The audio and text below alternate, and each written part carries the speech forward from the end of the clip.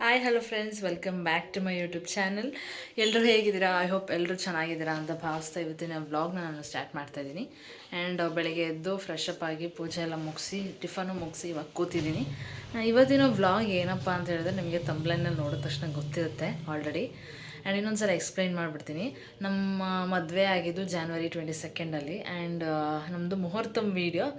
ಅಂದರೆ ಅವರು ಸ್ವಲ್ಪ ಬ್ಯುಸಿ ಇದ್ದರು, ನಾವು ಅಷ್ಟಾಗಿ ಫೋರ್ಸ್ ಮಾಡೋಕ್ಕೆ ಹೋಗಿರಲಿಲ್ಲ ಕ್ಯಾಂಡಿಡ್ ವೀಡಿಯೋ ಕಳಿಸಿ ಅಂತ. ನಿನ್ನೆ ತಾನೇ ಕಳಿಸಿದ್ರು ಕ್ಯಾಂಡಿಡ್ ವೀಡಿಯೋಸು ಮುಹೂರ್ತಮ್ದು, ರಿಸೆಪ್ಷನ್ ಇನ್ನೂ ಕಳಿಸಿಲ್ಲ. ನೋಡಿ ಸಖತ್ ಖುಷಿಯಾಯಿತು. ಏನಂದರೆ ಸಡನ್ನಾಗಿ ನಮಗೆ ಆ ಥರ ಫ್ಲ್ಯಾಶೇ ಇಲ್ಲ. ಏನಂದರೆ ನೀವು ಮುಂದೆ ವೀಡಿಯೋ ನೋಡ್ತಿರಲ್ಲ ಅವಾಗ ಗೊತ್ತಾಗುತ್ತೆ. ಮುಹೂರ್ತಮಲ್ಲಿ ಏನೇನು ಆಯಿತು ಕ್ಯಾಂಡಿಡ್ ಆಗಿ ವೀಡಿಯೋಸ್ ಎಲ್ಲ ತೆಗ್ದು ಎಡಿಟ್ ಮಾಡಿದ್ದಾರೆ. ಆ್ಯಂಡ್ ನಮ್ಮ ಫ್ಯಾಮಿಲಿ ಮತ್ತು ಶಿವೋರ್ ಫ್ಯಾಮಿಲಿ ಅಂದರೆ ಇಬ್ಬರು ಫ್ಯಾಮಿಲಿಯಿಂದ ಮಾತಾಡ್ಸಿದ್ದಾರೆ. ಇಬ್ಬರೂ ಹಿಂಗೆ ನಮ್ಮ ಬಗ್ಗೆ ಇಲ್ಲಿಯವ್ರಿಗೆ, ಶಿವೋರ ಬಗ್ಗೆ ಅಲ್ಲಿಯವ್ರಿಗೆ, ಅವ್ರ ಜೊತೆ ಮಾತಾಡಿದ್ದಾರೆ. ಅದೊಂಥರ ಚೆನ್ನಾಗಿದೆ, ಖುಷಿ ಆಯಿತು. ಅದನ್ನ ಎಕ್ಸ್ಪೆಕ್ಟ್ ಮಾಡಿರಲಿಲ್ಲ. ಬಟ್ ನಮ್ಮ ಮನೇಲೂ ನಮ್ಮ ಮಮ್ಮಿನೂ ಆಗಲಿ ಮತ್ತು ಸೌಮ್ಯಕ್ಕ ಮಾತಾಡಿದ್ದಾರೆ. ಅವರೇ ಆಗಲಿ ಯಾವತ್ತೂ ಈ ಥರ ಮಾತಾಡಿದ್ವಿ ಅಂತ ಶೇರ್ ಮಾಡ್ಕೊಂಡಿರಲಿಲ್ಲ. ಸೊ ನಿಮಗೂ ತುಂಬ ಇಷ್ಟ ಆಗುತ್ತೆ. ನನ್ನ ತಮ್ಮನೂ ಮಾತಾಡಿದ್ದಾನೆ, ನಮ್ಮ ಮಮ್ಮಿ ಪಪ್ಪ, ಮತ್ತು ಅಲ್ಲಿ ಸೌಮ್ಯಕ್ಕನೂ ಮಾತಾಡಿದ್ದಾರೆ. ಚೆನ್ನಾಗಿದೆ ವೀಡಿಯೋಸ್ ಅಂತ. ನಿನ್ನೆ ನೈಟ್ ಮಲ್ಕೊಂಡಾಗ ನಾನು ಸೆಂಡ್ ಮಾಡಿದರು, ಆವಾಗ ನೋಡಿದೆ. ಸಿಕ್ಕಾಪಟ್ಟೆ ಖುಷಿಯಾಯಿತು. ಈ ಥರ ನನ್ನ ಯಾವುದೇ ವೀಡಿಯೋಸಲ್ಲಿ ಇನ್ ಕೇಸ್ ಅಂದರೆ ಇವಾಗ ಟಿ ವಿಲೆಲ್ಲ ನೋಡ್ತಾಯಿದ್ವಿ, ಯಾವುದಾದ್ರೂ ರಿಯಾಲಿಟಿ ಶೋಸಲ್ಲಿ ಬರ್ತಾಯಿತ್ತು. ಯಾವುದಾದ್ರೂ ಒಬ್ರದ್ದು ಏನು ಒಬ್ಬ ವ್ಯಕ್ತಿ ಬಗ್ಗೆ ಅವ್ರ ಫ್ಯಾಮ್ಲೀಸು ಮಾತಾಡೋದು ಅದೆಲ್ಲ ನೋಡ್ತಾಯಿದ್ವಿ. ನಮಗೆ ಇವಾಗ ಹಂಗೆ ಅನ್ನಿಸ್ತು. ಶಿವರು ಅದನ್ನೇ ಹೇಳ್ತಾಯಿದ್ರು, ವೀಡಿಯೋದು ತುಂಬ ಚೆನ್ನಾಗಿತ್ತು ಅಂತ. ಅವರು ಸೌಮ್ಯಕ್ಕ ಮಾತಾಡಿದ್ದು ನೋಡಿ ಅವರು ಎಮೋಷ್ನಲ್ ಆದರು. ಆ್ಯಂಡ್ ನಮ್ಮ ಮನೆಯವ್ರು ಮಾತಾಡಿದ್ದು ನೋಡಿ ನಾನು ಸ್ವಲ್ಪ ಎಮೋಷ್ನಲ್ ಆದೆ. ಚೆನ್ನಾಗಿದೆ ವೀಡಿಯೋ, ನಿಮಗೂ ತುಂಬ ಇಷ್ಟ ಆಗುತ್ತೆ, ವಾಚ್ ಮಾಡಿ.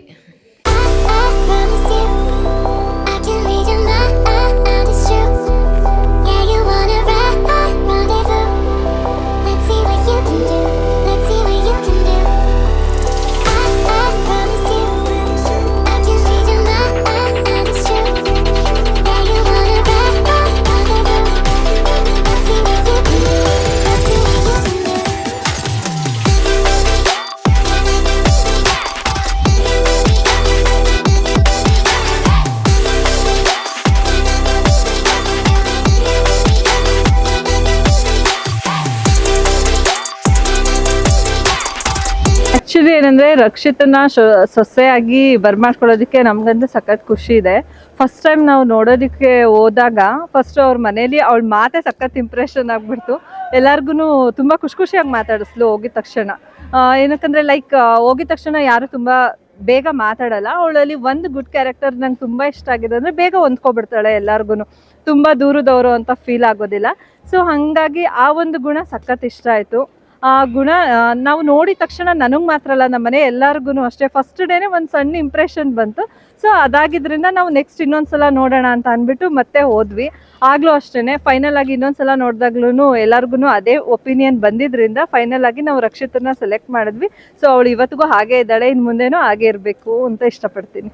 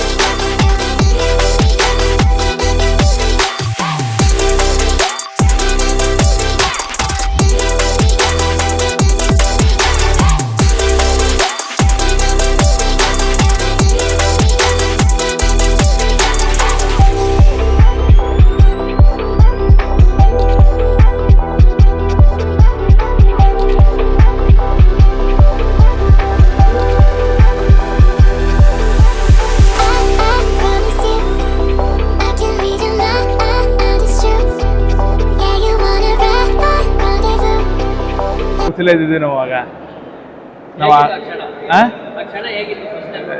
ಕನ್ನಡ ಅಂದ್ರೆ ಅವಾಗ್ಲಿಂದ ಅದೇ ಥರ ಇರೋದು. ಅವಳು ಅದೇ ಥರ ನೋವು ಕೊಡ್ದೇ ನಾವು ಬೆಳೆಸ್ಕೊಂಡು ಬಂದಿರೋದು ಅದೇ ರೀತಿನೇ. ಅವಳು ಎಲ್ಲಿ ಹೈಯರ್ ಕ್ವಾಲಿಫಿಕೇಶನ್ ಕೊಟ್ಕೊಂಡು ಬಂದಿರೋದು. ಇವತ್ತು ಕೂಡ ಹೈಟೆಕಲ್ಲಿ ಮಾಡಿರೋದು ಅವಳಿಗೆ. ಇವ್ ಮದುವೆ ಕೂಡ ಅವಳು ಹುಟ್ಟುತ್ತವೆಂದು ಕೊನೆವರೆಗೂ ನನ್ನ ಇದರಲ್ಲಿ ಯಾವುದೇ ಕೊರತೆ ಆಗ್ಬಾರ್ದು ನಡ್ಸ್ಕೊಂಡು ಬಂದಿರೋದು ನನ್ನ ಒಂದು ದೊಡ್ಡ ಸಾಧನೆ. ಏನಿಲ್ಲ, ನಮ್ಮ ಜೊತೆ ಅದೇ ಥರ ಇದ್ರು ಕ್ಲೋಸ್ ಆಗಿ ಯಾವುದೇ ಥರದ ಇದು ಇರಲಿಲ್ಲ. ಏನಿಲ್ಲ, ಹಠ ಇಲ್ಲ. ನಾನು ಏನು ಹೇಳಿದ್ರೆ ಅದಕ್ಕೆ ಬದ್ಧ. ಇಲ್ಲಿ ಏನಿಲ್ಲ, ನಾನು ಏನು ಹೇಳಿದ್ರೆ ಏನಂತ ಹೇಳಿಲ್ಲ. ನಾನು ಏನು ಅವಳು ನಮ್ಮ ಇದಕ್ಕೆ ನಮ್ಮ ಒಂದು ಗೆರ ತಡ್ತಾವಳಲ್ಲ, ಅಲ್ಲೋಗಿ ಅದು ಇಲ್ಲಿ ನಮ್ಮಲ್ಲಿ ಹೆಂಗಿತ್ತು ಅದೇ ರೀತಿ ಅಲ್ಲೂ ಕೂಡ ಆ ಮನೂ ಕೂಡ ಬೆಳಗ್ಲಿ, ಚೆನ್ನಾಗಿರ್ಲಿ, ಇನ್ನು 100 ವರ್ಷ ಇದಾಗಲಿ ಅಂತ ನಾನು ಭಾಳ ಹಾರೈಸ್ತೀನಿ ಇಬ್ಬರಿಗೂ, ಹಳೆಯ ಮಗಳು ಇಬ್ಬರಿಗೂ.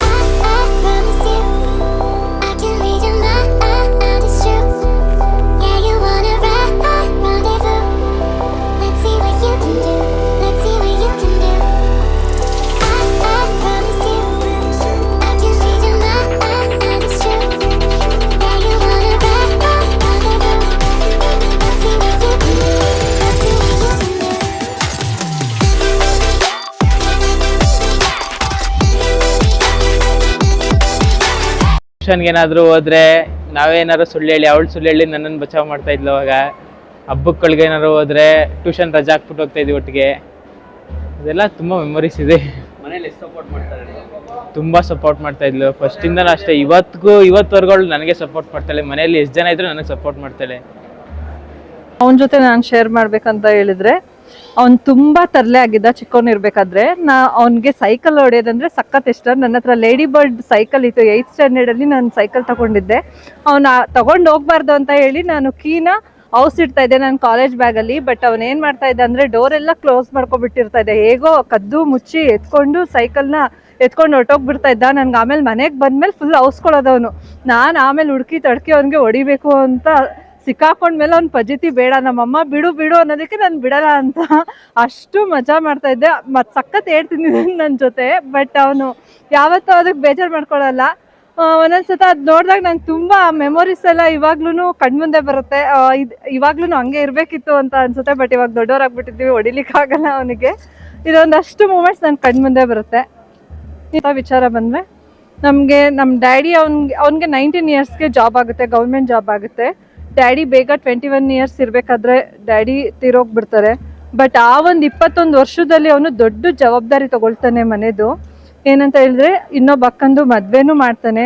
ಹಾಗೆ ಡ್ಯಾಡಿ ತೀರ್ಕೊಂಡ್ಮೇಲೆ ಮನೆ ಕಟ್ಟಿ ಪ್ರತಿಯೊಂದು ಜವಾಬ್ದಾರಿನ ನಿಭಾಯಿಸ್ಕೊಂಡು ತುಂಬ ಒಳ್ಳೆ ಹುಡುಗ ಆಗಿ ಅಮ್ಮನ್ನ ತುಂಬ ಚೆನ್ನಾಗಿ ನೋಡಿಕೊಂಡು ಅಕ್ಕಂದಿರನ್ನು ಕೂಡ ತುಂಬ ಚೆನ್ನಾಗಿ, ಅಕ್ಕ ಭಾವಂದಿರನ್ನೆಲ್ಲ ತುಂಬ ಚೆನ್ನಾಗಿ ನೋಡ್ಕೊಂಡು ಹೋಗ್ತಿದ್ದಾನೆ. ಸೊ ಈ ಒಂದು ರೆಸ್ಪಾನ್ಸಿಬಲ್, ಯಾಕಂದರೆ ತುಂಬ ಜನ ಈ ವಯಸ್ಸಲ್ಲಿ ಬೇರೆ ಎಂಜಾಯ್ಮೆಂಟ್ ಅದು ಇದು ಅಂತ ಮಾಡ್ತಾರೆ. ಬಟ್ ನನ್ನ ತಮ್ಮ ಆಗಲ್ಲ. ತುಂಬ ಕೇರಿಂಗ್ ಆಗಿ ತುಂಬ ಜವಾಬ್ದಾರಿಯುತ ಪರ್ಸನ್ ಅಂತ ಹೇಳೋಕ್ಕೆ ನಂಗೆ ತುಂಬ ಹೆಮ್ಮೆ ಇದೆ. ಅವನ ಬಗ್ಗೆ ತುಂಬ ಪ್ರೌಡ್ ಫೀಲ್ ಮಾಡ್ತೀನಿ ಅವ್ನು ನನ್ನ ತಮ್ಮ ಅಂತ ಹೇಳೋದಕ್ಕೆ. I love you Shivu.